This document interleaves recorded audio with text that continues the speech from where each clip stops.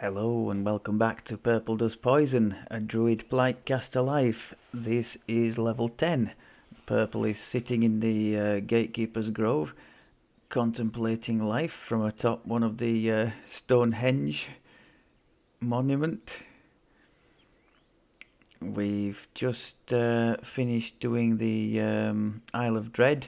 As you can see from the experience, I double capped on the last quest. Not by much, so I must remember to go and collect the saga.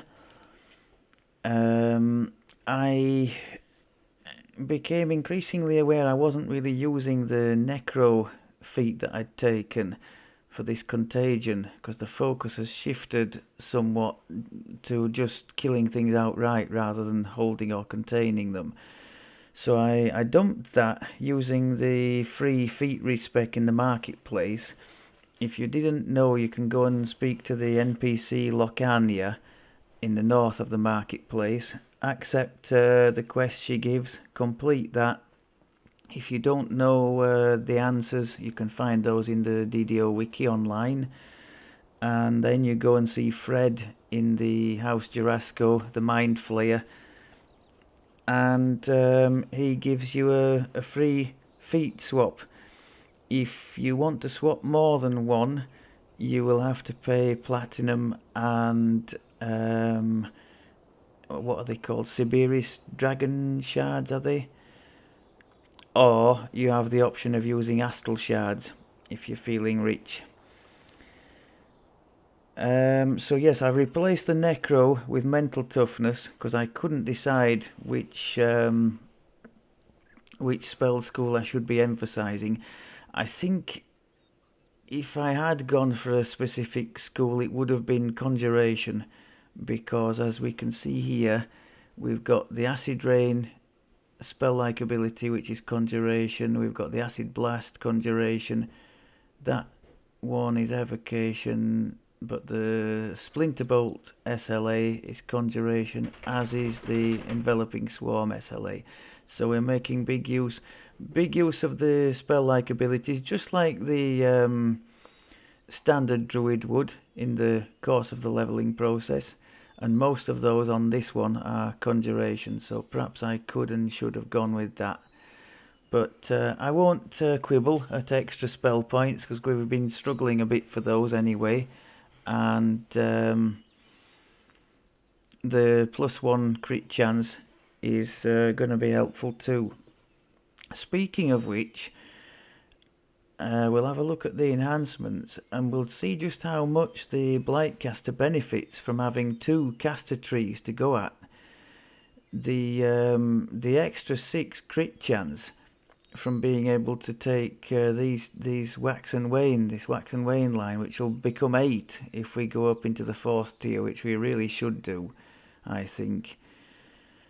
It's what are we, level 10, and it's reflecting big on here, on where we're at with these. Look at this, acid 37. All right, he's got 2 energy critical past lives, epic past lives, but the force is not helped by that, and that's in the 30s. The negative isn't helped by that either, I don't think. No, it's not, and that's in the 30s as well. So we're doing well on that score. And also on the spell power, that's not bad at all. Approaching 250 for acid. And the rest of them, because I have I've equipped a scepter with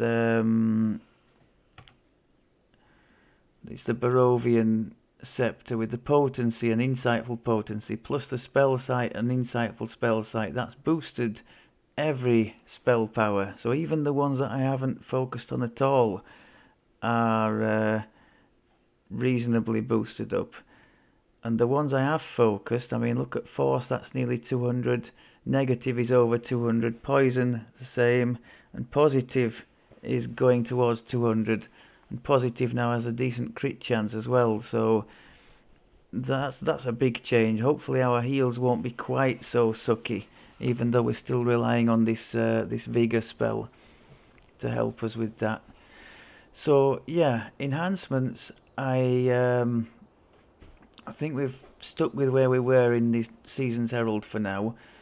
We've boosted up Wisdom to an even number because we've taken the second level of the Reaper points, so we've got 2 Wisdom there, an extra 2 DC, more spell power, and the second core of the Reaper trees, so we've got some more hit points and saving throws, more spell points there. I respect this tree to move away from the small amount of PRR to give a +6 on reflex saves, because with a build with evasion, that's really nice to have.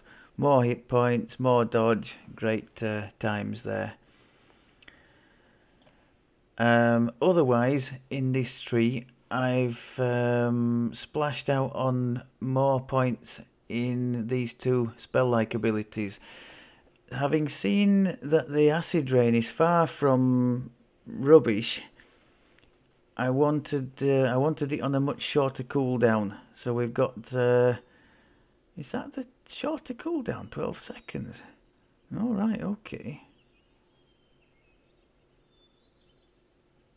I thought I was hoping that would be a bit quicker than that. Okay. I'm hoping then that the other ones, the previous ones, were longer than that, because if it's just reducing the spell point cost, then I've made a mistake there. But I don't think so. I think that cooldown was quite a bit longer than that. I could check the previous video, but I'm not going to bore you with that. So yeah, I was trying to reduce the cooldown. The lower spell cost is a bonus as well, because we are going heavy on the spell-like abilities here to try to economize where possible. Should I keep thinking about quickening these 2 that we use, the spike growth and the acid blast. Should I quicken them and pay the extra 10 each time we use them? I think for now, no, especially not for the longer quests. We're going to hang on to that precious mana. So we've got 34 wisdom now, so that'll give us a barrier of 112 temporary hit points from the Death Eater, which is very nice. I've mentioned the benefits of the 2 caster trees. Yeah, so the standard tree would just have the Fade Arc Illusionist to pair with the Season's Herald, which offensively at least I don't think is as good as having these 2 together. Certainly not in terms of the crit chances that you can get out of it. You can get 2 force and 1 universal twice, so 4 force and 2 universal at the top there.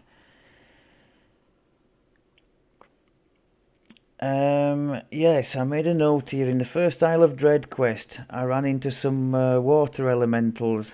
That's in the sort of Isle of Dread prequel that starts in the harbour. When you're on the ship at the end, there's a pack of water elementals, and my god did they tear me to pieces. And it's then that it became apparent that my cold defense was not sufficient, so I added the resist energies spell to our roster, and also that it was reinforcing the fact that we take more damage from cold as a hive master, so that's something to be aware of. 10% more vulnerable to cold.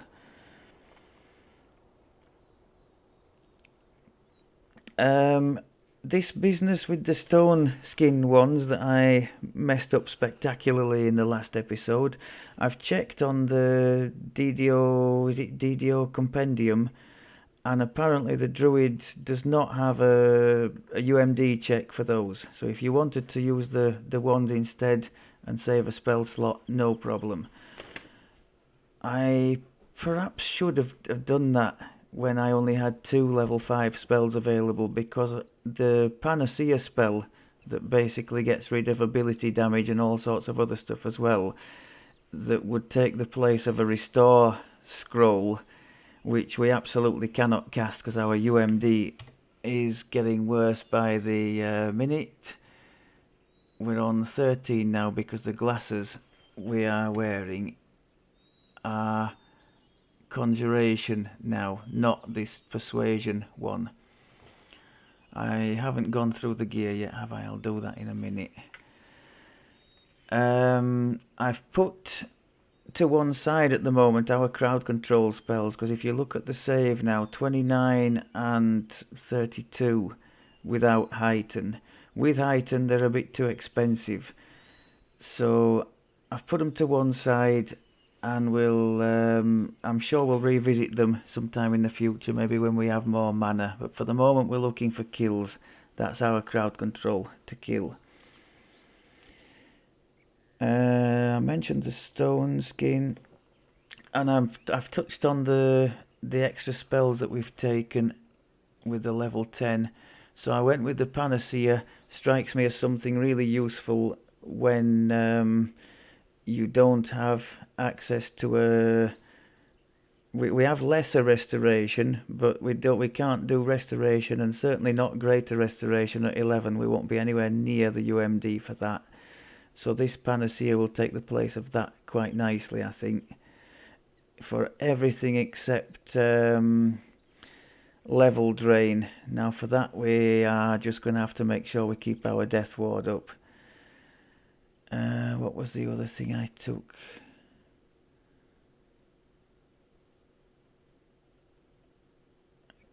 I took the standard version of Acid Rain, but I don't imagine I will use that too often, as we have the spell-like ability which is fully meterable and costs a fraction of the cost, 6 spell points against, what was that, 15. Yeah, I tend to find with this damage over time stuff that if it's not metered, it ends up being fairly toothless, so I won't bother with that for now.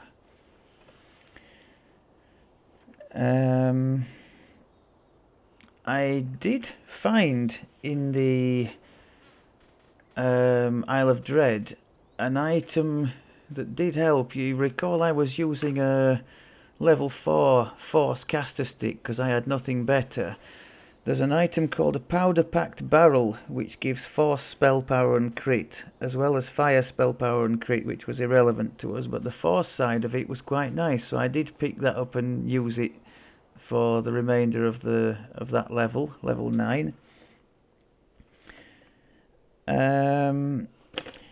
have I written there? Trying to decipher my own writing.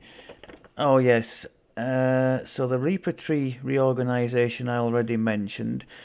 I haven't taken, like the normal Druid, there's very little that you need spell pen for. My main character has the spell pen line, but only because he's got enough Reaper points more or less to max these 2 trees. The only thing I can think of that he actually uses spell pen for is the Finger of Death, which occasionally he does make use of against a caster or a ranged. Other than that, I can't think of anything that he uses it for. And I'm looking through the spells that we've been using regularly here. I thought maybe this Contagion might have a spell pen check, but it doesn't seem like it. So for the moment at least we don't need that either. That's why I've left it off. Yeah,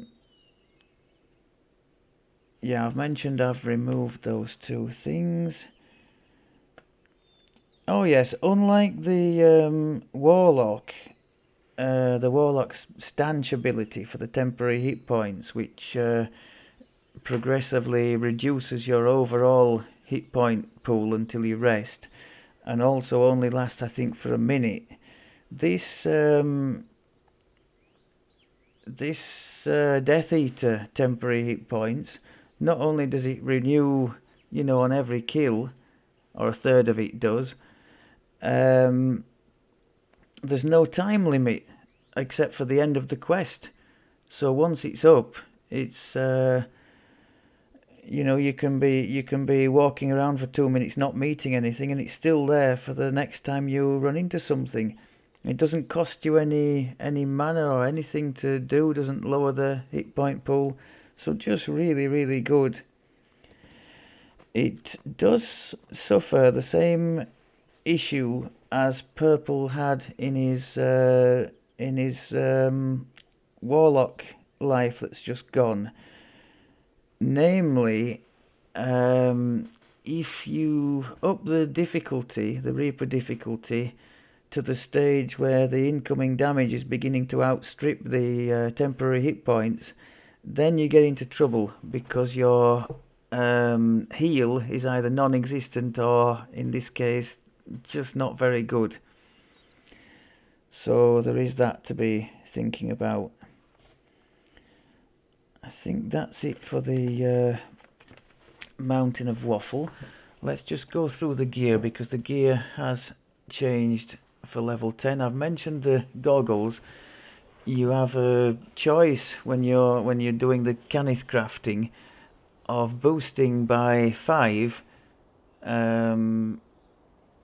your one spell school of your choice at level 10. So that's a focus 3 and insightful focus 2. The spell pen is redundant here. It's on there because they were designed for a warlock, and the warlock has a spell pen check on the Evard's Black Tentacles. But still very nice for us here. Most of our offensive spells here are Conjuration, the Acid Rain, the Acid Blast, Splinter Bolt, and that Enveloping Swarm. So nice to have. I'll swap in the True Seeing goggles if we need to find a secret door or something like that. The necklace is a relic from the Warlock time. I wish that was Insightful Wisdom, not Charisma. The only useful component there is the Insightful Corrosion. The spell site is duplicated on the Barovian Scepter, which you've already seen. Potency, it's just a nice item for boosting everything. What have we got here? Dodge, nice, and Wisdom, nice. We've managed to get Wisdom up to 34, which will give us a 112 point buffer now for temporary hit points, which isn't bad. Now this is the standout item for the level 10 for this build, in my opinion. If you're going to farm one item for a Druid Blight caster life, this would probably be it, because Devotion and Nullification both, important, and it's the first time we've had something boosting negative crit chance.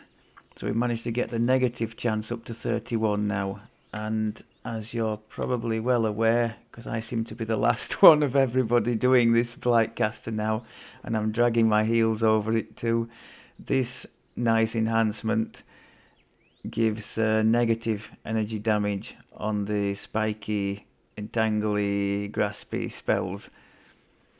It's a theme that I particularly like, that's running through this archetype, the sort of crowd control-y stuff doing damage, a la Evard's Black Tentacles.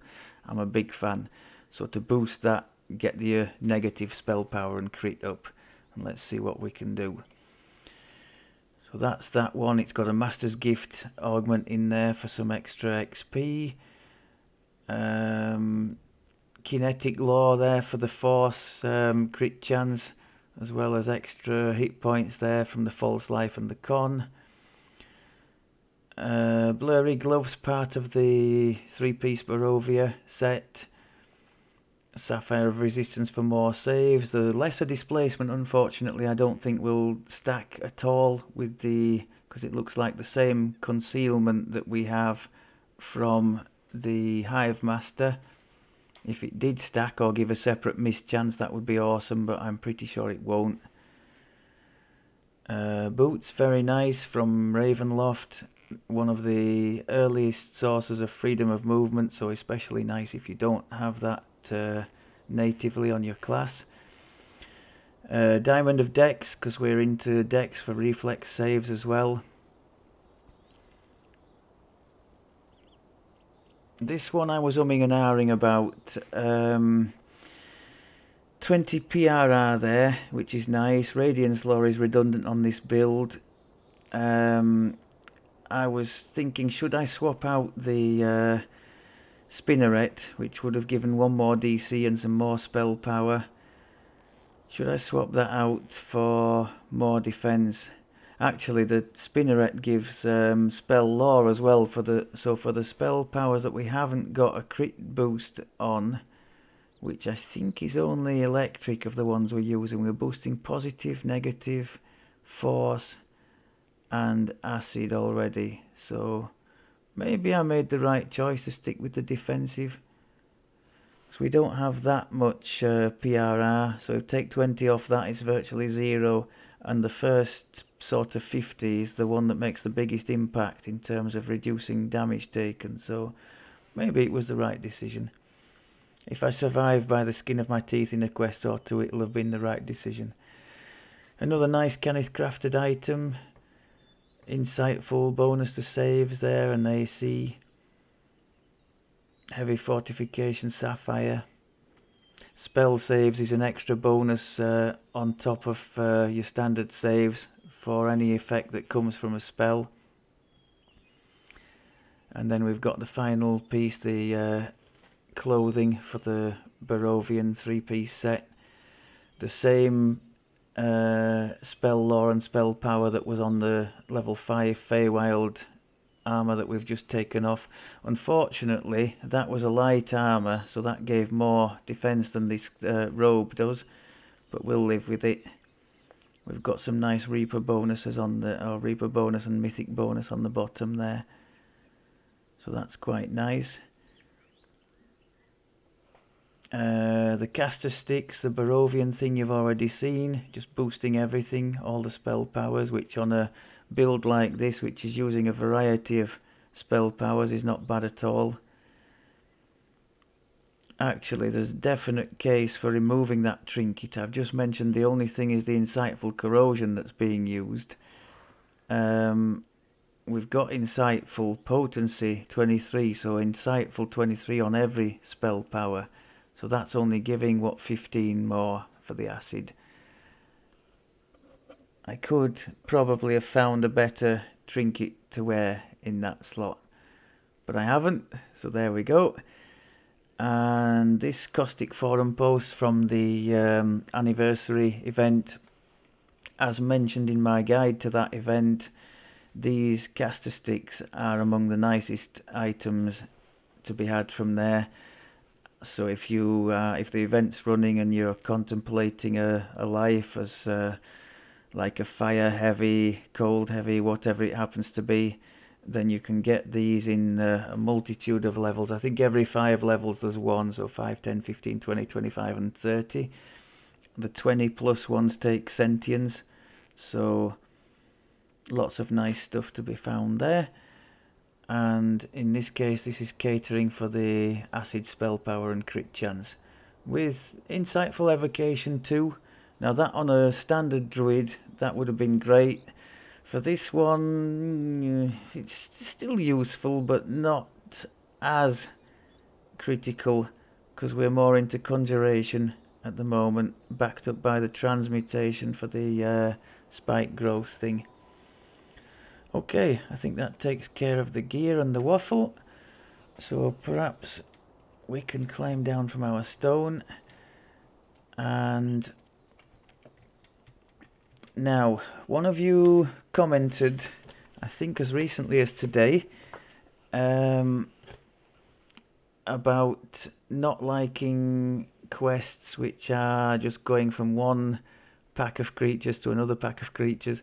So I don't know how you're going to react if you happen to see this one, to the first one of the slave lords.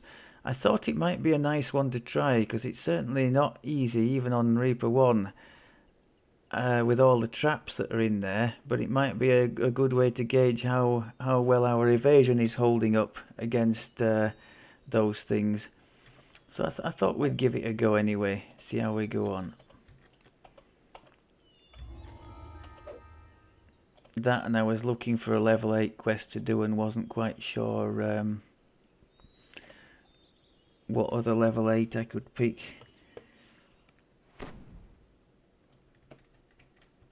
As you enter the room, a woman wearing a noble's finery gestures for you to approach. Dame Gold points to the door at the rear of the chamber.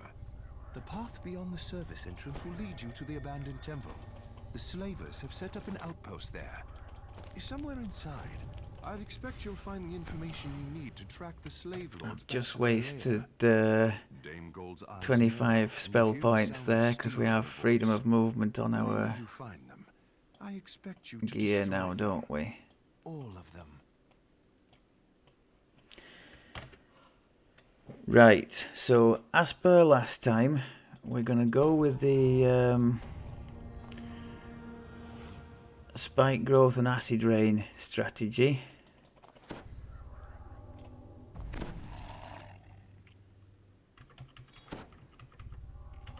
For anything particularly nasty, I can throw the core lightning storm in.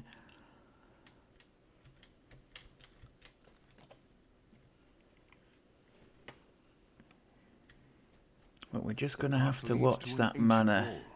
The symbol of the slave Oh, lords hangs so above here, the crumbling swap the gateway. goggles A poorly to reveal the disguised door. secret door can be seen at the rear of this alcove.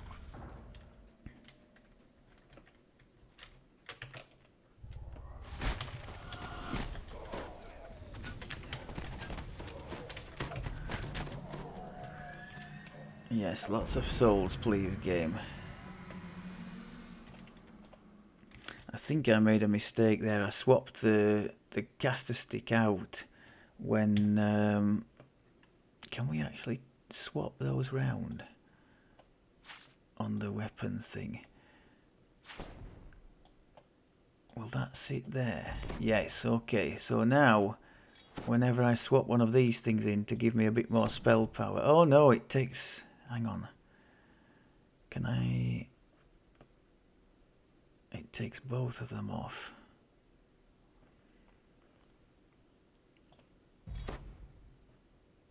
Is that's a quarter staff as well.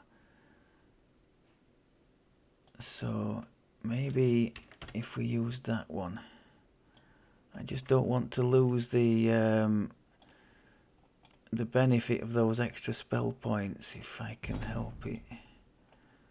Put those in like that, and then if I use that, yeah, that's what I'm looking for. Okay, we'll do it that way.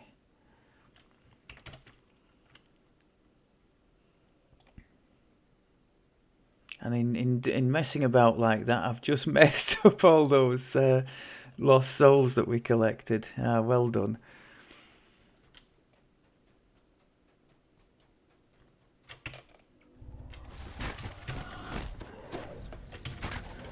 I'm using the acid spray to clean up.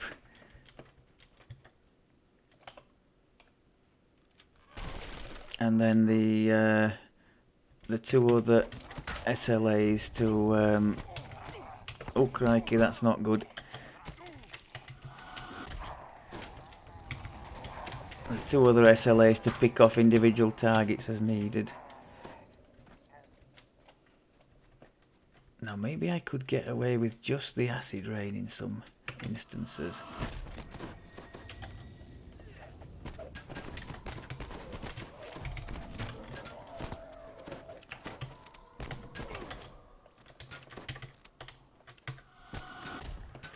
Helps if you press the right key.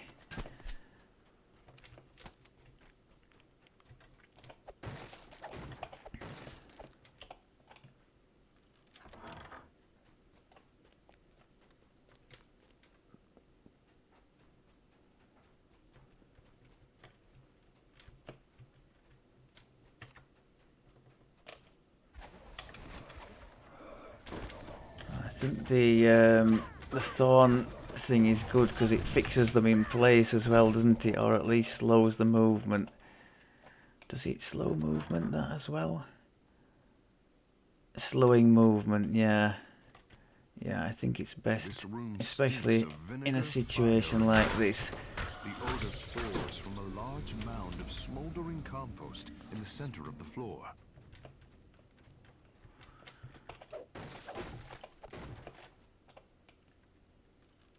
So big thanks to Crowfeeder again, because it was you that suggested this particular combination. Yep, the evasion holding up nicely. I think one of my Bear Party colleagues has suggested that you go on here if you don't have the evasion. I haven't a clue where the traps are in this quest. I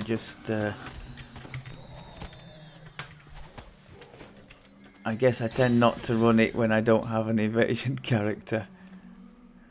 But the evasion's holding up pretty nicely so far.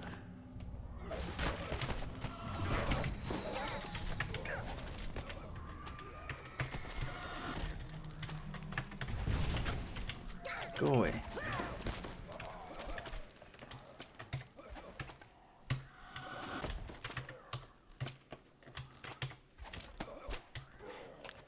Okay. Yeah, still very satisfying to be able to one-shot the targets with the splinter bolt.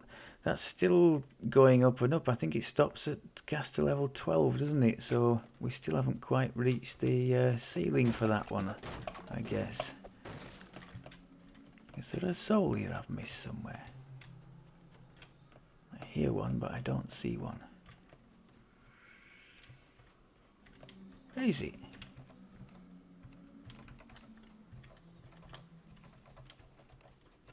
Damn game's having a laugh here.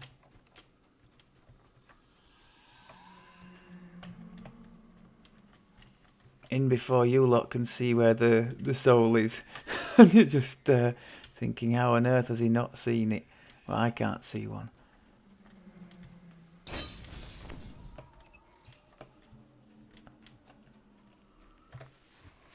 Oh! The air grows chill in the graveyard.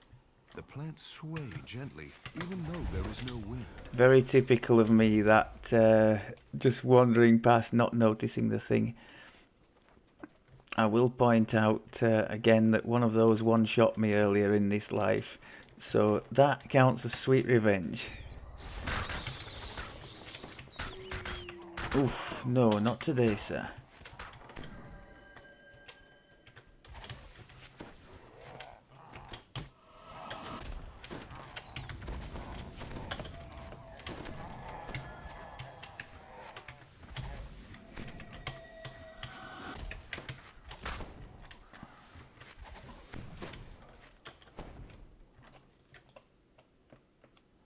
The sound of a door opening can be heard in the distance.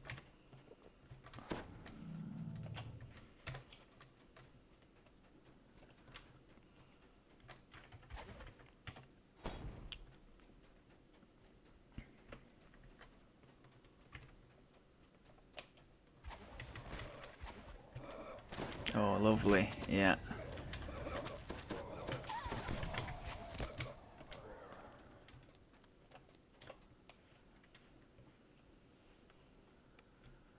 The staircase descends several floors, ending in a dank tunnel carved into the earth. I'd rather mess that one up, didn't I? Come back, come back. They are doing.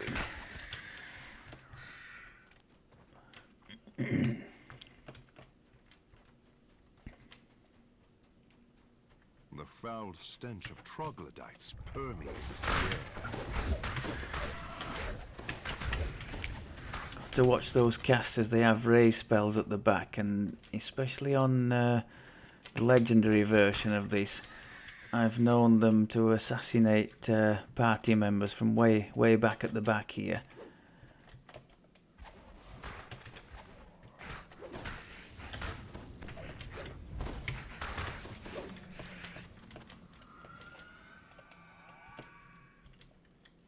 Okay. I'm going to attempt to do the quickest run through, not go for the optional chest, because otherwise we could be here all night.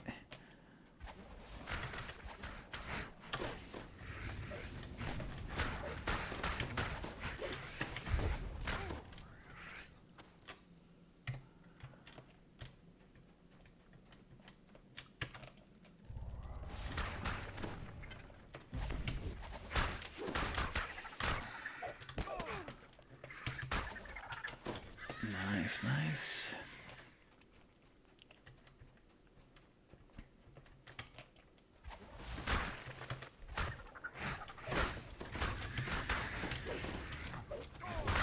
Ooh, we lost our night shield. Have we... what's going on there? Why is some of these... oh, some of these are lasting longer because of the season, the winter season, I see. Yeah, okay. So acid and cold are still working. But some of the other stuff, the jump and the fire perhaps needed putting back. What the hell? Let's put everything back.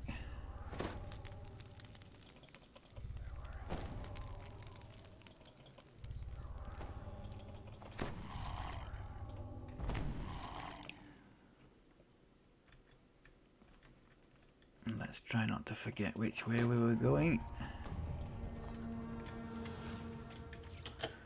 Tell you what, let's make an enormous big pile out of all this stuff if we can.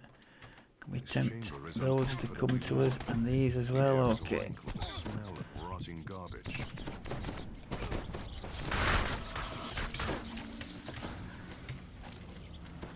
I was about to say, let's hope we don't live to regret that. Oh, what are you doing, sir?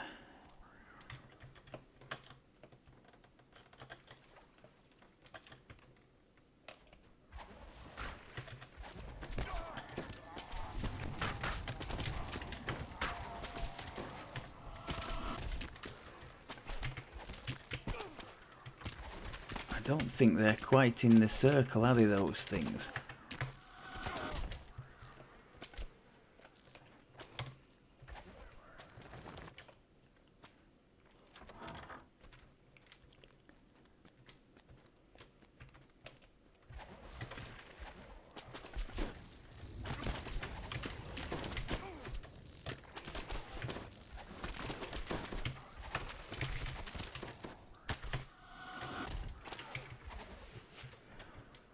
What's going on there? Lag? Yeah, okay. I really don't like this bit with the air jet things. Let's try and get rid of the carnage down there if we can. Oh, now these are going to come. Right, let's not get trapped in the air jets, eh? I think we got trapped in a bit of lag there.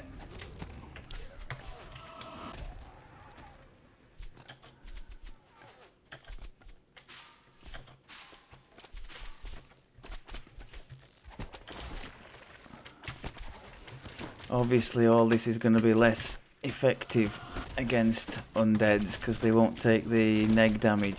Thankfully they don't heal from it, but just makes them a bit more challenging to chip down than most things would be.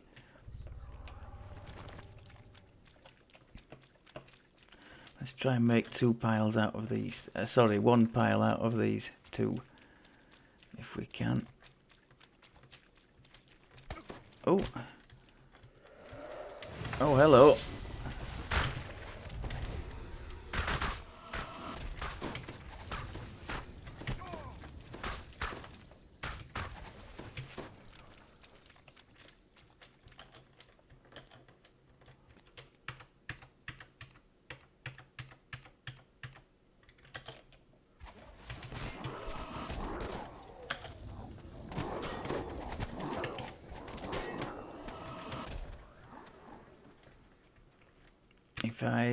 I have mentioned before about the targeting for this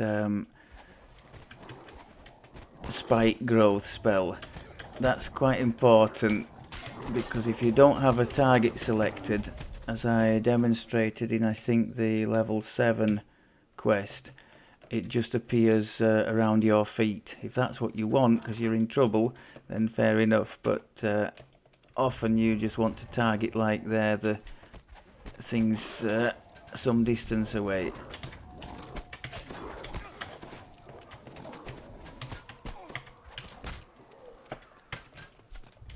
Oh, that's a mistake.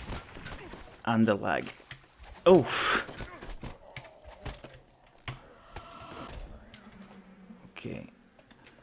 Now the evasion should serve as well, hopefully, in this next room.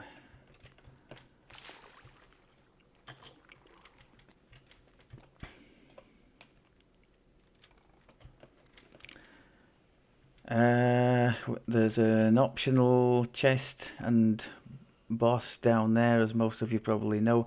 I'm just keeping an eye on these spell points. I think probably best not.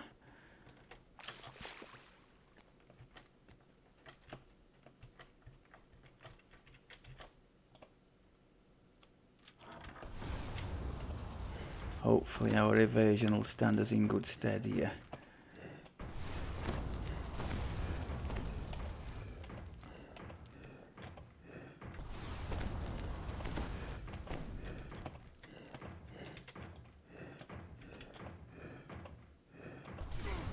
Oh.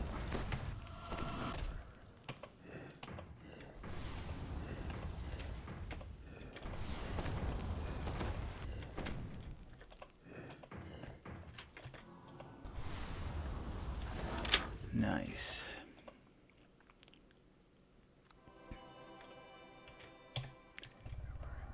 And same for this one. Having evasion should be helpful.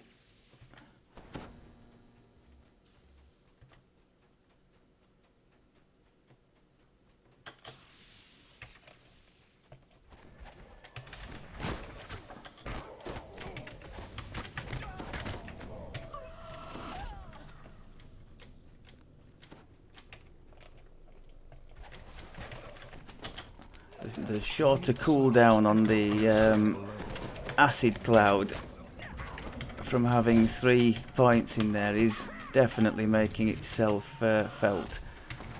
And same for the damage over time, so I don't regret putting the 3 points in each of those. And I'm definitely looking forward to the level 12 where we're going to have a go with that amazing what's it called, grasping thorns on a spell-like ability with all the metas on. That's just going to be crazy. Now let's not forget the lightning thing here. We can afford it. You'll fetch a fine price once you're properly broken. Guards, take them alive if you can. If not, well, it won't be a complete loss.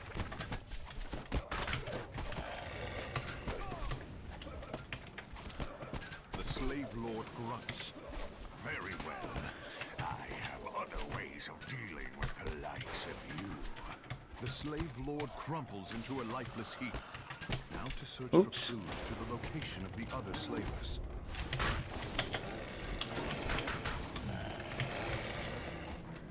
Nice.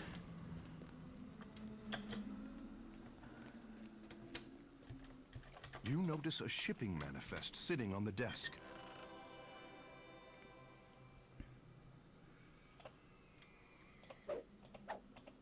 The manifest describes a keep some distance. Happy days. This fortress seems to play a major role in the slave trade. More clues about I know it's only Reaper 1, but there's still a tough old quest. Without the evasion, I'm sure we'd have got ripped to bits in there by a few of those traps. So nice to get through there and look pretty good doing it. Quite happy with the way the build's turning out. And yes, as I said, I'm looking forward to going up to 12 and seeing what we can do here. I found it a bit strange there were only 4 things up here. That's maybe that's the only main tree that is like that. Maybe you guys can point out another one, but I can't think of the one off the top of my head. Heroic tree that's like that. I was wondering why no transmutation in there, because that seems to be well, at least so far for us, at least as big a part to play in our progress and our spell rotation as necromancy has. In fact, at the moment we're not using any necromancy. That's the one I can't wait for. It's going to be on a 30-second cooldown, and that's just going to be madness. Slow damage, what is it, piercing damage, so that'll be the force, and then we'll also have negative. And I think with this coated thorns thing, we're going to be going with the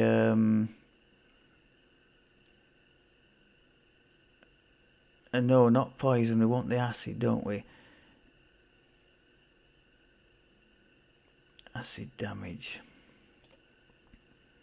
I think for the, if we did want, because that goes nicely with removing acid immunity. Yeah, if we want to remove poison immunity, we have to take this one and cast that. So we could do that, but that seems like a bit of a faff to me. I still haven't tried that. That's on my list of things to do. If any of you are watching and you've tried that one, just let me know how you went with it.